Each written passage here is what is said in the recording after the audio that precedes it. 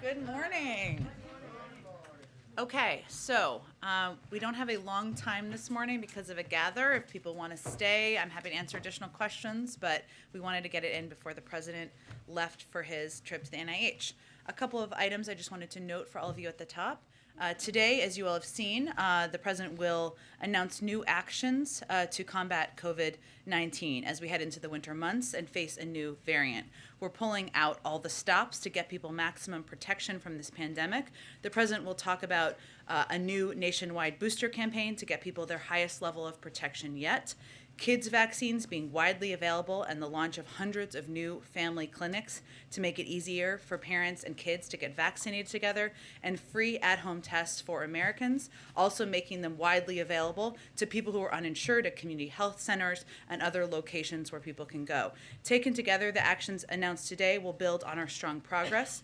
They will help protect people, slow the spread of COVID, accelerate our path out of the pandemic.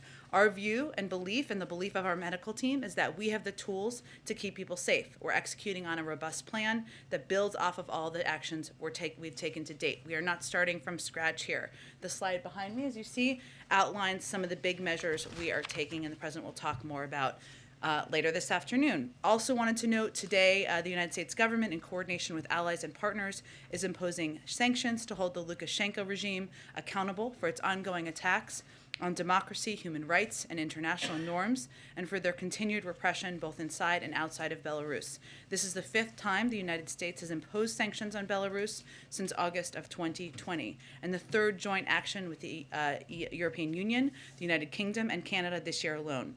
It reflects our united determination to act in the face of the increased repression, including the detention of nearly 900 political prisoners, and in response to the Lukashenko regime's callous exploitation of vulnerable migrants from other countries and the regime's orchestration of migrant smuggling into the European Union.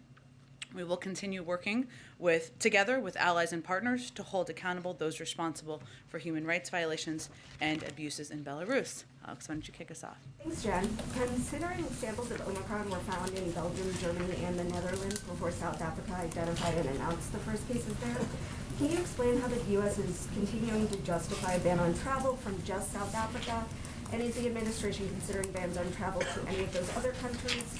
And how long will the travel ban remain in effect? Well, we will continue to assess on a daily basis, and the president is meeting with his COVID team every single day, including this morning, to assess what additional steps should be taken to protect the American people. And he will always err on the side of protecting the American people. The decision to put in place specific travel restrictions from a set of countries was made based on the recommendation of our health and medical team, and based on the fact that there were hundreds, if not thousands, of cases that we were seeing in South Africa, and concern about neighboring countries.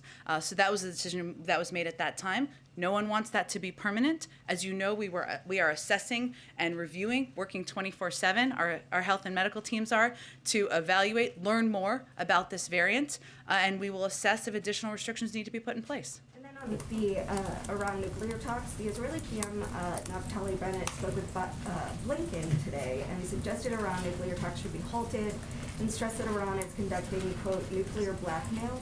What's the U.S. response? Is there any consideration of halting the talks at this point? Every country, including, of course, our friends in Israel, is entitled to their own point of view.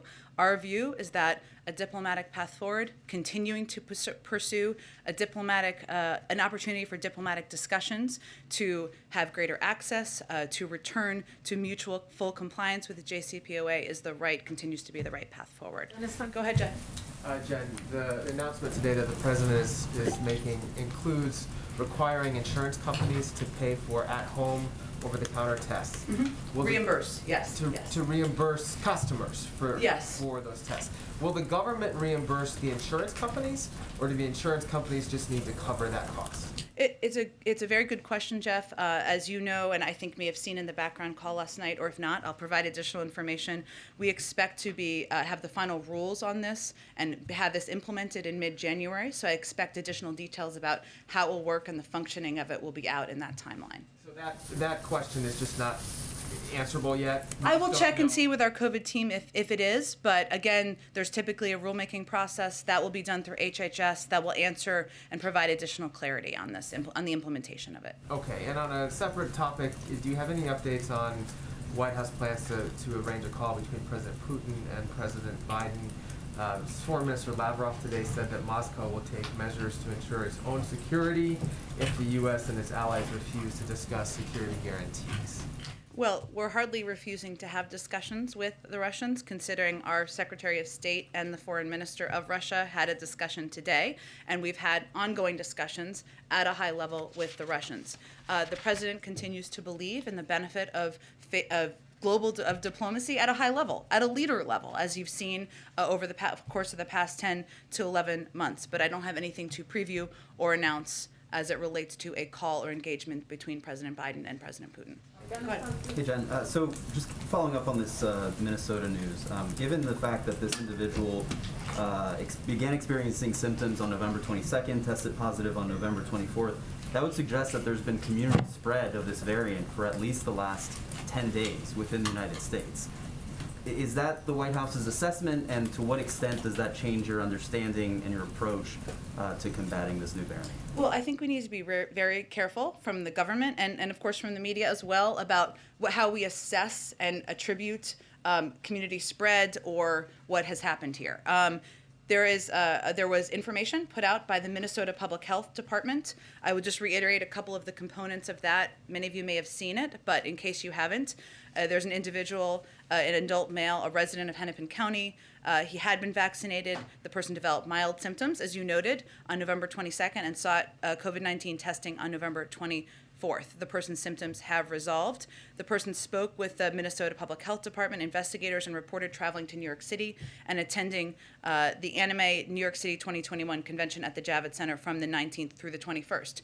Any contact tracing, which is imperative and important, would be done through the CDC and public health officials as well. But I would also note that the Minnesota Public Health Department will do a press conference at noon, and we would expect they'd have additional information. Important question about contact tracing and what we anticipate. I just want to really rely on the public health officials to speak to that. And are you aware of any other cases of the Omicron variant in the United States at the moment, other than the Minnesota case and the California case? We have been very transparent. I think, hopefully you would all agree, about providing that information as it becomes available. It typically comes through public health departments. They often provide it themselves first, but we are in close touch every single day with state and local public health authorities. So not that I'm aware of, obviously, again, typically rises through public health officials. I would note, as this Dr. Fauci has said over the course of the last week, every single day, even the restrictions we put in place was not going to prevent this variant from coming here. It would just slow.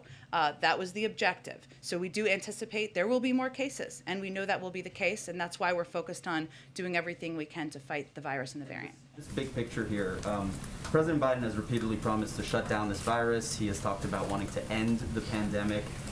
Is that still possible? Does he still believe that that is possible, or are we starting to shift now, especially with the rise of this variant, to perhaps accepting that we need to live with COVID for years to come?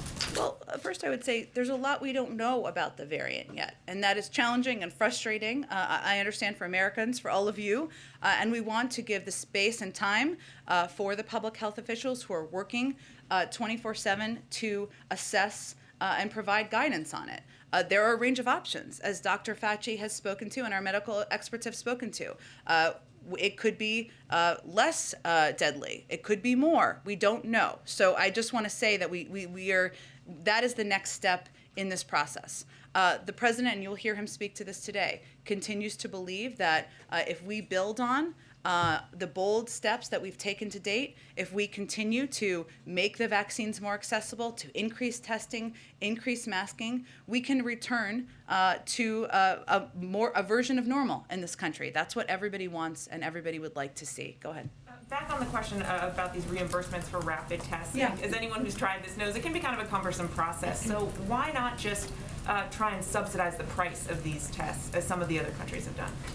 Well, first I would say that we're approaching it a little differently from some other countries. I know this isn't exactly what you asked, but we see the FDA process of reviewing and evaluating the efficacy and effectiveness of tests as the gold standard.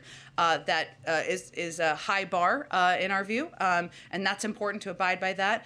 Our medical team looked at a range of options. We want to make testing more available and more accessible to people across the country. There are 4 times more tests available now than there were in the summer. We will continue to build on that. So this is a step that was, our team agreed was implementable and possible to do now, and we will continue to build on it. And on the issue of government funding, yesterday you said you were confident that we won't see a shutdown. You know, we know the House is acting today, but a small group of Senate Republicans are still objecting. Do you still have that same level of confidence today that we won't see a shutdown come tomorrow? Well, the good news that I think you all saw today, and we just put out a SAP, or a Statement of Administration Policy, you know how we feel about acronyms around here, supporting the swift passage of H.R. 6119, which was basically a deal struck this morning. We still feel that there's time for lawmakers to set aside reckless and irresponsible political games and enact the short-term continuing resolution that would fund the government through early next year and allow for time for a full year budget agreement, which is obviously our overarching objective. So there is still time to do that. And of course, it's up to Congress to do that, but we are confident they will take steps to keep the government open. There is still time, but not a lot of time. So have you started to take steps to prepare for a possible shutdown, even if it is, you know, just one that lasts through the weekend? Sure. So there are steps that are taken by the OMB, our budget team, that are standard. And they are not steps taken out of an assessment or evaluation of what's possible or the legislative possibilities. They typically start engaging with agencies about a week in advance of any scheduled timeline for government funding. They did that as of last Friday. They had another scheduled time to engage with agencies today. So that is standard operating procedure, and that's underway. But again, our objective is, of course, to prevent the government shutdown. We are, and of course, that's up to Congress to get done. Just one quick immigration question. The administration announced today that the U.S. and Mexico have reached a deal to restart the Remain in Mexico program that was started under President Trump. This is something that your administration is fighting in court. The president, has railed against this policy. He's called it dangerous, inhumane, saying it goes against everything we stand for as a nation. Just wondering if you can reflect on how he feels about having now to see this move forward now. Well, as you noted, Mary, Secretary Mayorkas also and the president have repeatedly said that this program has endemic flaws. It has imposed unjustifiable human costs, pulled resources and personnel away from other priority efforts, and failed to address the root causes of irregular migration. Deeply flawed. That's why we stopped enrolling individuals in the program on day one and subsequently issued a memorandum in June terminating the program. And Secretary Mayorkas issued another memorandum announcing and explaining his decision to terminate the program once again in October. As you noted, though, we are in a situation where we're under a court, abiding by court ruling, and so that is what we are working to implement at this point in time. There are some key changes and exemptions the Department of Homeland Security announced this morning and can speak to, but our view of the program has not changed. We're working to implement under the court order. Go ahead. Thanks, Jen. Another testing question. Sure. So you said you want to make testing as affordable and available as possible. So in addition to requiring insurers to cover at-home tests, is the administration doing anything to make in-person PCR tests more widely available, more affordable? Because as anyone who has had to get a PCR test, let alone a rapid PCR test, knows it can be hard to find one and expensive, and especially getting that quick test is very, very hard. Sure. Part of the plan the president is announcing is free tests, about 50 million tests that we're going to make available at places like rural clinics, community health centers, to ensure they're broadly available in a range of places where people can go and access them. And again, this is part of our effort to build on what we've already done to date. We made $3 billion worth of investments to accelerate the production of rapid tests and expand capacity. When President took office, there were 0 at-home tests available. Now there are 8.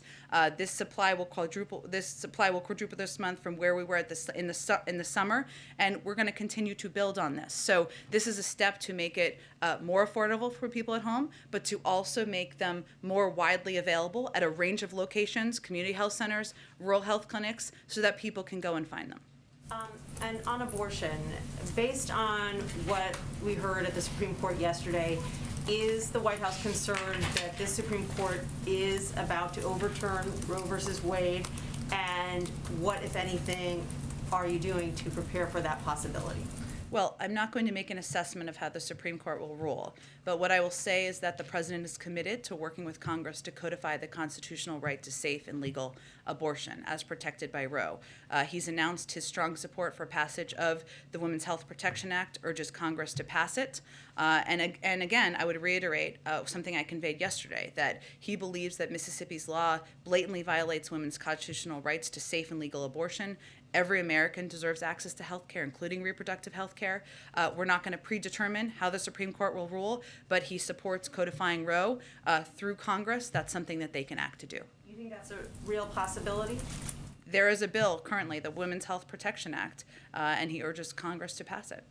Go ahead. Thank you, Jen. A handful of key aides have announced either that they are leaving the vice president's office or are reportedly going to be leaving the vice president's office soon. Is the vice president not satisfied with the staffing that she has had so far, or do people just not want to work for her anymore? Well, Peter, I would say that working on a presidential campaign, I may be covering one too, I would say, to be fair, and working in the first year of a White House is exciting and rewarding, but it's also grueling and exhausting. It's all of those things at once. And many of the team members you're referencing. And I would just note there has been an announcement about Simone Sanders departing, but there hasn't been official announcements about others. So I would leave it to them and the vice president's team to make any additional announcements. But in my experience, and if you look at past precedent, it's natural for staffers who have thrown their heart and soul into a job to be ready to move on to a new challenge after a few years. And that is applicable to many of these individuals. It's also an opportunity, as it is in any White House, to bring in new faces, new voices, and new perspectives. And I expect you'll hear more from the Vice President's office on that in due time. So this is not a case of bad headlines about the vice president and a decision being made to shake up the staff to fix an image issue. You know, Peter, I think I spoke to it, and I would note that, and I'll just speak to Simone since I knew her before, and she's been officially announced, and I knew her even before she joined the Biden campaign, sitting on many panels with her on CNN sets, and knowing someone like her. She joined the campaign early on, as many of you know. She's been a part of this for 2.5 or 3 years. She's somebody, and anybody who's spent time with her knows that she is whip smart, and she has charisma coming out of her eyeballs, and she's going to do plenty of interesting things in the world in the future. She'll always be a part of this Biden-Harris family, and it's only natural after a couple of years to be ready for something new. And that's what happens in my experience in the past in White Houses often. Does the vice president think that staff are to blame for her not making any kind of meaningful progress on the big things in her portfolio, like passing voting rights or addressing the root causes of migration? I know the vice president is grateful to all of the staff who have served her. She also understands the excitement and the grueling nature of working on a campaign and working in a White House. And again, as I noted earlier, it's also an opportunity to bring in new faces and perspectives, which is overall a very positive thing. Okay, and then big cities are dealing with smash and grab robberies. A record number of police officers have been shot and killed this year. What is President Biden going to do about all this lawlessness? Well, Peter, I would say that, one, the president proposed additional funding in his budget over the funding that had been proposed by the prior president to increase and support local police departments, make sure we keep cops on the beat, and we ensure that local communities are working in partnership to crack down on crime and any dangers they see in their community. So that's one of the steps. We've also worked with a range of communities across the country on strike forces, as you know, something we've talked about in the past. We're continuing to implement that from the Department of Justice. But the president absolutely believes that community police forces can have an important instrumental effect in helping keep communities safe. And does the president still think that crime is up because of the pandemic? I think many people have conveyed that, and also one of the root causes of crime in communities is guns and gun violence, and we've seen that statistically around the country. Right, to your point, so when a huge group of criminals organizes themselves and they want to go loot a store, a CVS, a Nordstrom, a Home Depot, until the shelves are clean, you think that's because of the pandemic? I think a root cause in a lot of communities is the pandemic, yes. Go ahead. Thanks, Jen. I wanted to follow up on some of Alex's questions about some of the travel restrictions Sure. in Southern Africa. You say that the White House will continue to reassess those, but I wonder, we heard from the UN Secretary General who called these travel restrictions a form of travel apartheid. Is there any diplomatic effort underway on the part of the administration to address the concerns that have been raised about this decision? Yeah, Mike, it's a great question. I mean, we of course are in close touch with, at a diplomatic level, with leaders in these countries about the steps we're taking and why we're taking them. And it's not meant to be a punishment. It is steps recommended by our public health officials and medical experts in order to delay the spread of a variant. Not prevent it again, but delay, in order to give us more time to assess and evaluate what this variant means. But of course, we are in touch through diplomatic channels. Part of the plan that the president is discussing today calls for accelerating the distribution, 200 million vaccines in the next Yeah. 8 days to the international community. The president, though, indicated the other day that, at least as it relates to South Africa, the problem was not the supply of vaccine, but the implementation, the wariness Yeah. among some of the citizens. Can you discuss a little bit more about what is going into the decision about where to send these vaccines and how? Yeah, another important issue that probably we don't talk about enough, because it's not just vaccine supply. It's know-how. It's the ability to get shots in arms. It's the ability for to have staffing. It's vaccine hesitance, which we've experienced in this country. We have a lot of lessons learned, and we're also working through programs through USAID, through the State Department and others, to ensure we are augmenting support in those areas as well. So we are prepared to provide additional vaccine doses to South Africa when they're prepared to receive them, and that is an open communication. We're having an open discussion about that as well. And then lastly, this is a version of a question we ask you often, but given the fact that The president had his doctor's appointment. given the More Fed nominees coming. What else you got? Given the fact, though, that the president was just in Minnesota, obviously the latest case of Omicron was from there. I'm wondering, you had announced as part of the travel that this was a ramp up of a national travel campaign on the part of the president and the administration. Yeah. Are there any determinations being made about the president, where he travels, how often he travels, given concerns about this? We saw him as well, a long rope line when he was there after the event. Is that the kind of thing he might be discouraged from doing until we know more about just how transmissible this is? That has not been advice given by our health and medical experts at this point in time. Obviously, we abide by CDC guidelines, but I would expect, and our plans are moving full speed ahead at this point, to have the president travel around the country, sell his infrastructure plan, make clear to the American people what he's doing to lower their costs. So you'll see him out on the trail, I would expect, next week. Go ahead. Can I Thanks, follow Jen. up on this question, please? Oh, go ahead. Given what you said about the first year of the White House being so grueling, are you expecting or preparing for turnover here at the White House among senior ranks? I think I noted that because I've worked here before. And in my experience, especially in the first year or first 2 years, if you think about it, it's not just being in a White House for a year. A lot of people have also did the campaign prior to this. And that means 2 years, 3 years. I'm looking at some of the people who covered the campaign. So again, I'm sympathetic to you all as well. I don't have anything to anticipate or preview for you, just to note that in my experience, is a normal course of events that people are ready to do something new. They're ready to spend time with their families. They're ready to sleep more, and that is to be expected in the first year, 18 months, 2 years of any White House. On another topic, there's language in the Senate's NDAA amendment package that would create a nonpartisan commission looking into the war in Afghanistan. Does the president support a commission like this? I know I had seen that, and I had meant to ask our team about this. Let me get you something right after the briefing on it. I know that we have spoken in the past about our openness to looking into the last 20-year war, mistakes made, what can be learned from that. But let me get you something more official from our team. Go ahead. Thank you so much, Jen. On the new requirements for all travelers getting tested 24 hours before arrival in the U.S., Yeah. who's going to be responsible for covering the costs for tests for Americans? Will that be individuals or insurance companies? For Americans who are coming back into the United States? Correct. Let me check. It's a good question, and I just want to make sure I give you accurate information. And another on the testing requirements.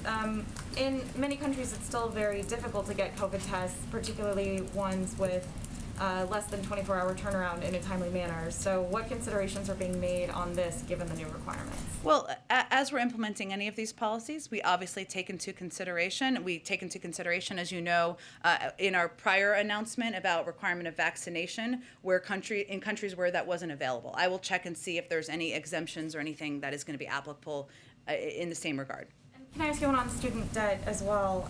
Is the administration at all considering continuing to defer student loan payments past January, or to at least keep interest rates at 0% in order to provide relief for Americans who are still hurting? And if not, I don't have anything to preview about a decision on that front. I'm not sure one's been made yet.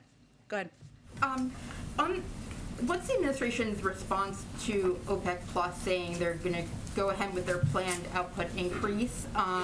And in light of that and the dropping oil prices, is the administration reconsidering its SPR plans? On the second part, we have no plans to reconsider. On the first part, we appreciate the close coordination over the recent weeks with our partners, Saudi Arabia, the UAE, and other OPEC Plus producers to help address price pressures. We welcome the decision today to continue the 400,000 barrels per day increase. Together with our recent coordinated release from the SPR, we believe this should help facilitate the global economic recovery. And the president is committed to doing everything in his power and work with other countries to bring down costs for the American people and continue our strong economic recovery. As you know, this is an issue not just happening in the United States, but around the world. And hence openness to close coordination on it. To follow up on one of the questions that Mike asked. Sure. Right when the infrastructure bill passed, you said that one of the things the president would be doing is local TV interviews. Yeah. I think he's only done one so Yes. far. I know that the First Lady did one, I think, more about Christmas yesterday. So Yeah. is there a plan for him to do that in a real way in the next couple of weeks? I would very much like that to happen. We are always competing with time on the schedule. I'm going to be honest. His schedule has been quite packed, but he would like to do it. We're working to get it on the schedule. So I don't have anything to predict or preview for you at this point in time, but hopefully we will be able to add some local interviews in the next couple of weeks. Go ahead. Thank you. Is there anything beyond economic sanctions that the United States is willing to do if Russia takes more action against Ukraine? Well, I'm not in a position to preview at this point in time anything we're considering. Obviously, our Secretary of State is still on the ground, I believe, having these conversations with our European partners, and anything we would do in close coordination with them. As you know, one of the areas of discussion has been providing additional assistance, security assistance to Ukraine. I don't know if you're asking about that, but I would point to that. We have provided a great deal of assistance over the course of the last several months. So that's another area, obviously, we would look at, but I don't have anything to preview on any of these fronts at this point in time, other than we are in close coordination, preparing a range of options, and have conveyed directly to the Russians that if they proceed, as they did in 2014, that we have a range of options that we will consider taking. One question on COVID, and I know that you kind of get variations on this a lot, but Yeah. with the testing, public health people are saying, well, why not just ship these rapid tests to every American household? Or Yeah. why not require vaccine or a test to fly domestically? Why not go further in the direction of public health and mandates, given the potential risk and the fact that we're headed into winter? Sure. Well, one, I would say that nothing is off the table. Including domestic travel. But we do have some protections, some strong protections in place already, including requirement of mask wearing, which was extended, doubling of fines if people are not in compliance. How we look at this is, of course, we base our decisions on the advice of the health and medical experts, what's going to be most effective, and what we can implement, what is most implementable. So we look at a range of factors as we make decisions about what steps we can put in place. So again, nothing's off the table, but the announcement we made today is building on steps we've taken to date, significant steps we've taken to date to continue to protect more people, put in place additional precautions that will save more lives. Can you just tease out what most implementable means? Are you worried about legal challenges? Are you worried about, political blowback? Well, I think we've taken a number of steps that are not intended to be controversial or divisive, but still may be perceived that way. But our most important factor is what is going to be most effective, and that's what we really base our decisions on. But as you've seen over the past several months, we build on our steps, right? We've continued to add and make vaccines and boosters more available and accessible. Today's a good example of that. We continue to put in place additional travel restrictions as we announcing today as well. So we will continue to evaluate and assess on a daily basis. If there are additional steps our health and medical team is recommending, we will consider those as well. Go ahead. Thanks. On the Supreme Court yesterday, again showed how much the balance has shifted toward conservatives, particularly those justices appointed by Donald Trump. Has any of this changed the president's thinking on embracing any of the proposals to restructure, expand the Supreme Court, term limits, anything on that he might be rethinking given the nature of the court? Sure. Well, as I think you know, there's a court reform commission that has been working on and putting together a report, something that he will be receiving and will take a look at and review. And that court commission looked at a range of questions. Court expansion is one of them. Term limits is another one. How cases are taken up and considered. This court commission has a range of viewpoints that is included, so he will take a look and assess that. I don't expect he will have anything to say in advance of that before he reviews it. Is the plan that he will read that and then sort of make some sort of determination? What is kind of any deliverables from the president in response? There's been some criticism that the commission really lacks much authority, and from progressives say it's toothless. Is there anything that the president is expected to do upon receiving that report? I don't want to get ahead of the president. I know he looks forward to reviewing it. And I think if you look at the history of the Supreme Court, it was important to the president to have a range of viewpoints that he could look at and assess and look at the historic nature of a lot of these issues. As the former chairman of the Judiciary Committee, he takes the role of the court, the role of institutions quite seriously. But I'm not going to get ahead of him reviewing it. We'll see what he thinks. Just to clarify, because I know there's been a few different questions on this. On the free COVID testing, is the expectation that Americans will have to file the claim themselves with their insurance companies to get it back? Okay. Yeah, go ahead. The president said yesterday that he's optimistic that the new variant won't affect supply chains and sort of push things backward from the progress that has been made in recent weeks. Mm-hmm. But are you similarly optimistic as an administration about the overall economy in the face of the new variant, and in particular the effect that new government restrictions here and around the world might have on economic activity? It's a great question, and I've talked to our economic team about this as well. And the fact is, this variant we've been aware of it for about a week now, right? And so our economic team will continue to assess, and we will provide updates if needed, if there are areas of concern. Now, what we don't know right now is a lot about the variant, where there's still a lot we need to learn, including how deadly the variant may be, the effectiveness of our vaccines. Those will all be factors as our team looks at the impact. I think what the president was speaking to is his view that there's a lot of progress we've made on the supply chain bottlenecks. We've unfrozen a lot of those issues, and a lot of the suppliers out there and retailers are pretty confident about their ability to get stock the shelves and make sure that people can go to stores and get what they need. So that's an encouraging sign. We've done a lot to prepare for this moment, but we will continue to assess. And at this point in time, I don't have any new economic projections from our team on it. Just as a quick follow-up on it, are you all concerned at all that people afraid of catching the virus because of the variant will be less likely to return to work, and that might delay some of what your administration had hoped would be more of a surge back into the job market in January? Again, really good question. I think right now, what our focus is on is encouraging companies and encouraging organizations out there and large entities to take steps to protect their workforce. And that includes, and that's why it's so important for us to continue to advocate for getting people vaccinated, getting people boosted, making sure people are abiding by mask guidance. We know these steps work and they can protect people, and our medical doctors think that they are still going to provide additional protection from this variant. we'll know more in a couple of weeks, which is good, but we've been very focused on that so that employers and companies can also ensure and convey to their workforce that they will be safe and they're abiding by these recommendations. Go ahead. Thanks, Jen. Much of the public booster campaign that you all just announced is targeted specifically at getting seniors access to the booster, but just given the early confusion around boosters in the broader public, is there any more campaign that you can think of to target, say, young people, for instance? Our campaign is actually focused at getting everybody who's eligible boosted, which is anybody over 18 at this point in time. And that's one of the reasons that we have one of the announcements or one of the steps the president's going to talk about today is these mobile clinics, or the opportunity for generations of a family to bring their kids, bring their grandparents, and all get vaccinated and boosted at the same time. So our objective is to get every eligible adult boosted, get every eligible adult vaccinated, and we're continuing to build on steps we've taken to increase access, and that's a big part of the president's speech and announcement today.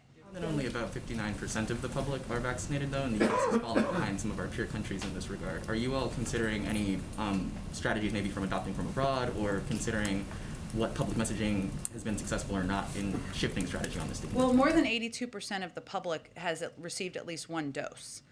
So that's a good step forward. Obviously, we're going to continue to build on that. But the United States has one of the most effective efforts in the world to get people vaccinated, and we'll continue to build on where we've seen success. Go ahead, Karen. Two questions on boosters, and one's a follow-up to what he was just asking.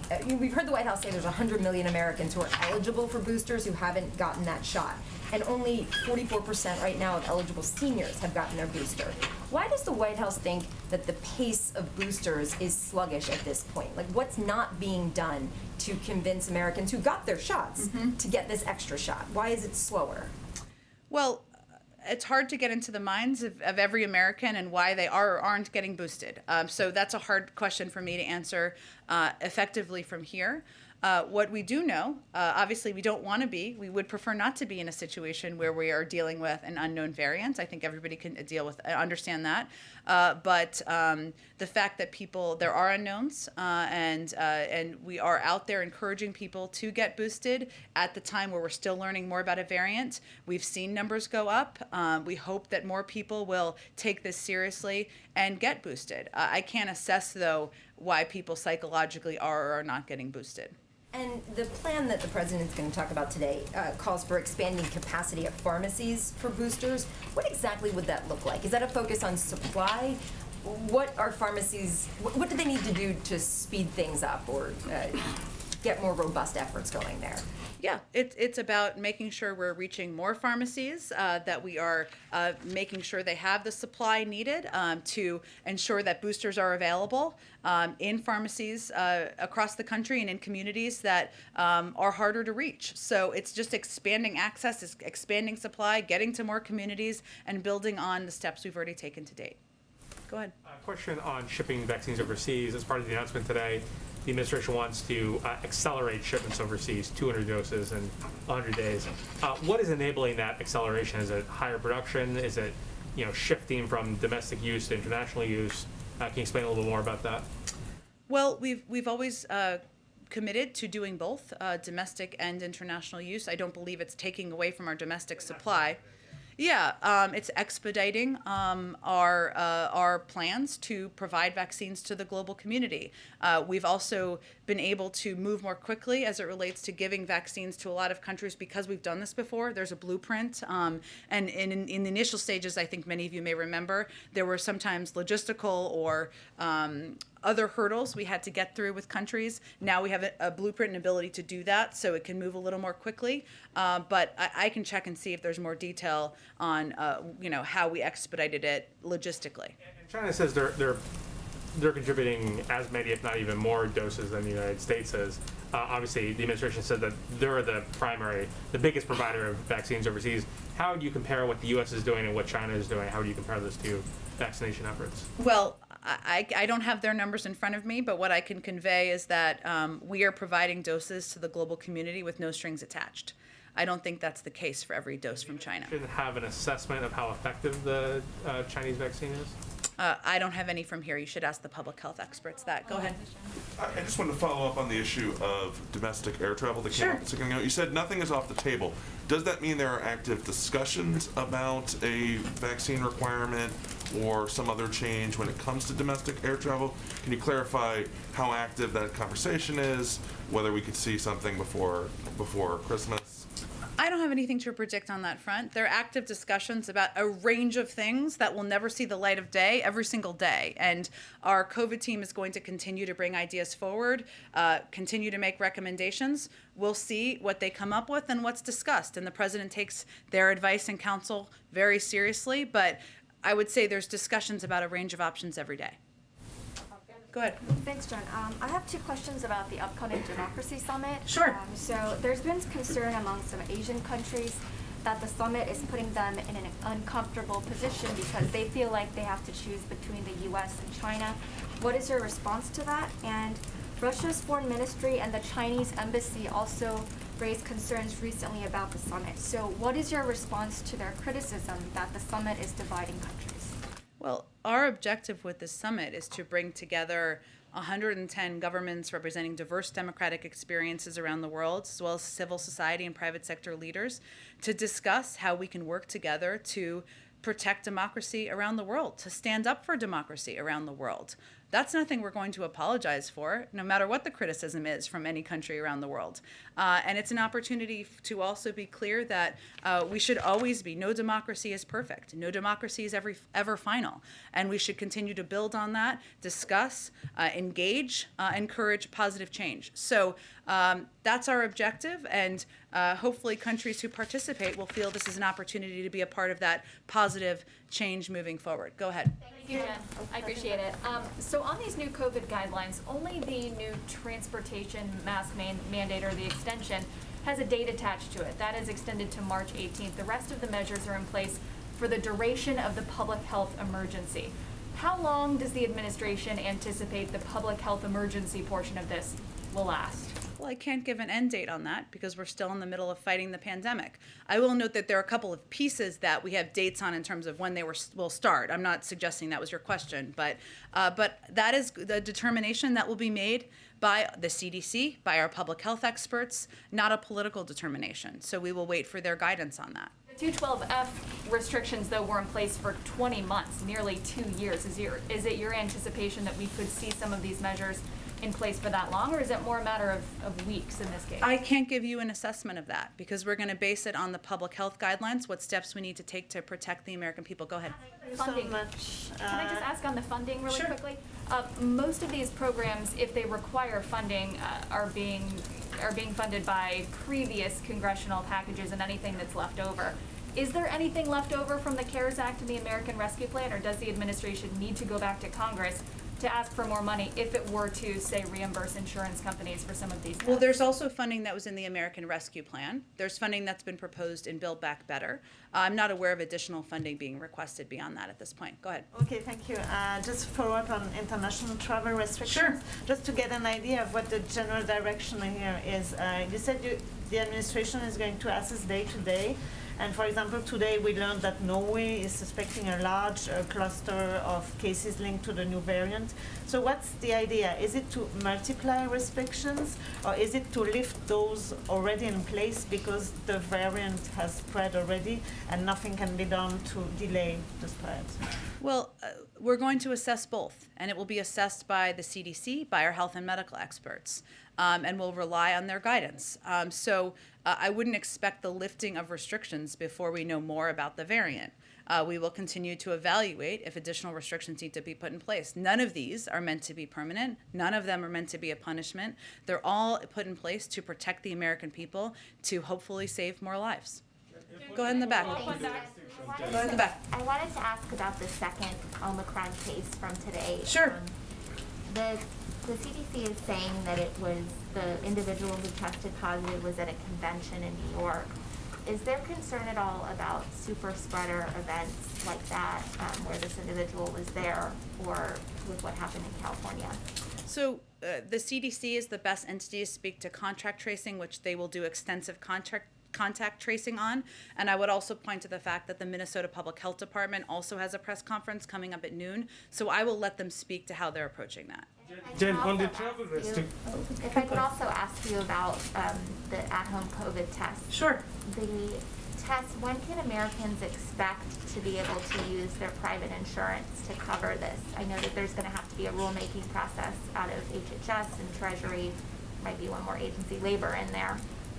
When can Americans expect to be able to actually use this coverage? That rulemaking, we expect to get clear guidance by mid-January.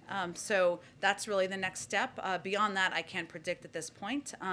But we are going to get free tests in places at like rural health clinics and community health centers. That's something we're going to start to do this month. Go ahead. Travel restriction, you keep pushing this narrative. Go ahead. Okay, let her finish. Let her finish. Let her finish. Let her finish. Let her finish. Sir, she was asking a question. Go ahead. Go ahead. We will expect to learn more about that process in mid-January. They'll give an update by then. Go ahead. Two questions on the winter COVID plan. One question, one clarification.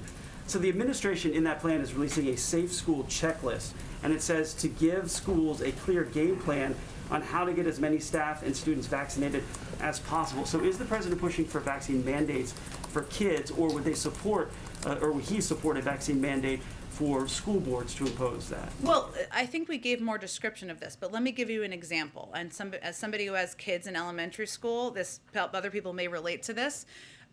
Most elementary schools, or a lot of them out there, if there's somebody who tests positive for COVID, that often means that people with close contact also have to quarantine for a set number of days. That's the process in a lot of different schools. These decisions are made school district to school district.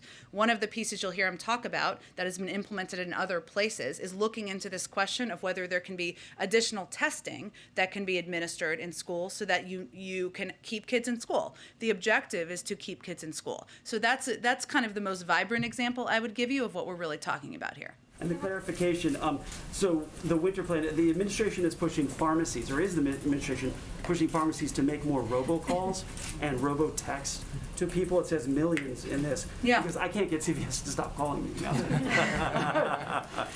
Well, look, I think what our objective is here is to make sure people know where they can get a vaccine and get a booster. And a lot of people are still confused about that. And access, we know, is a huge barrier. So I'm sorry about all the calls. That means CVS is just, I guess, doing a very effective job, but that's what our objective is. I have to wrap this up in a minute, but Patsy, go ahead. Patsy, go ahead. Go ahead. So just following up Chris's question. Let Patsy, I just answered it. Simon, I answered a question on this. Let Patsy. Simon, I answered a question on this. Let's let Patsy ask a question. It's not effective to scream over your colleagues in here. Let's let Patsy ask a question. On sending vaccine doses abroad. Can you specifically talk about the plan to send directly to humanitarian settings and conflict zones? Do you have any idea as to who you'll be working with?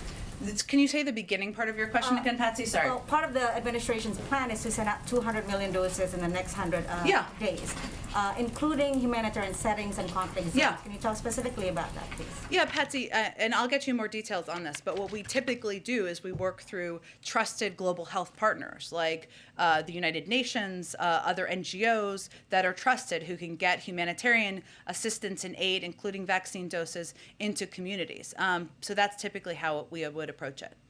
Just another follow-up on a question that my colleague asked, and you said you'll give more specifics on the Democracy Summit. Yeah. Which is, what are the criteria in determining who gets invited? Why are you, for example, leaving out Sri Lanka and Bangladesh and inviting Pakistan? Why are you inviting Kosovo and Serbia but not Bosnia?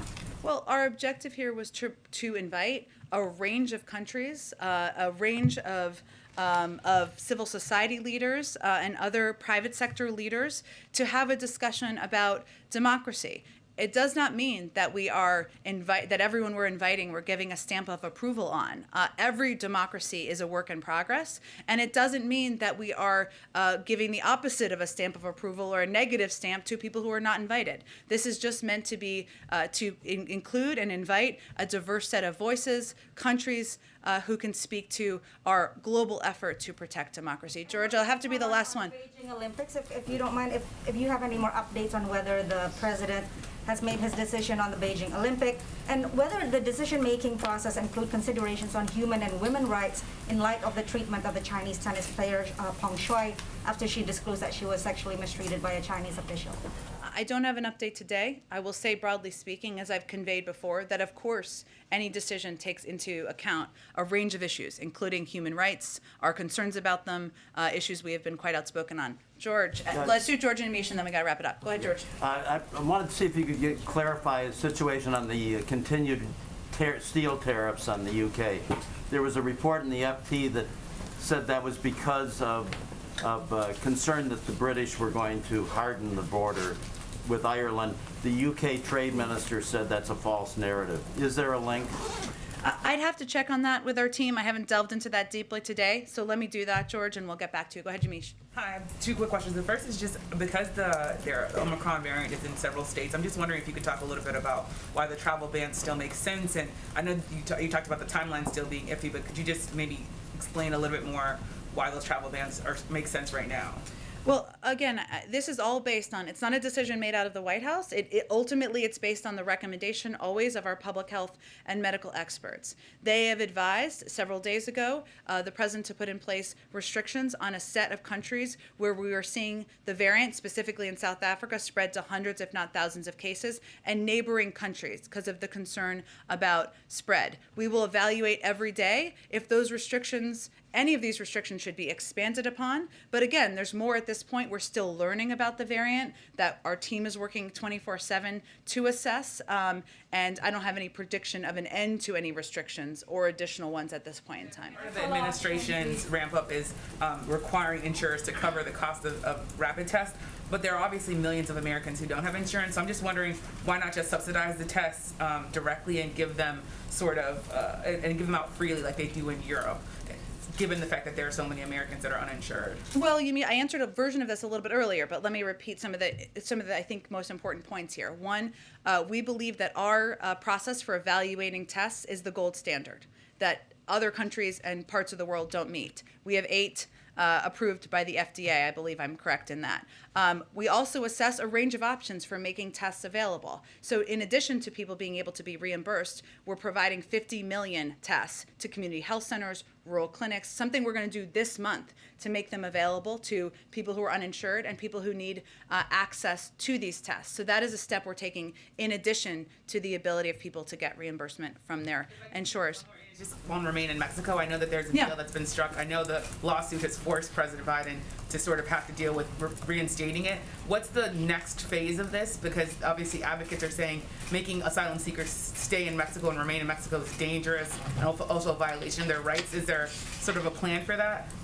Well, I would say first the Department of Homeland Security, and just to reiterate some of the points I made earlier, but just in response to your important question, the president continues to believe that MPP has endemic flaws, imposed unjustifiable human costs, pulled resources and personnel away from other priority efforts. That's why we ended the program. That's why the Secretary of Homeland Security has repeatedly issued memos expressing the point of view of the administration. As you noted, this is a court order issue that we are implementing. The Department of Homeland Security can speak to the specific aspects of this, but they did announce some key changes to the program being announced to address some humanitarian concerns.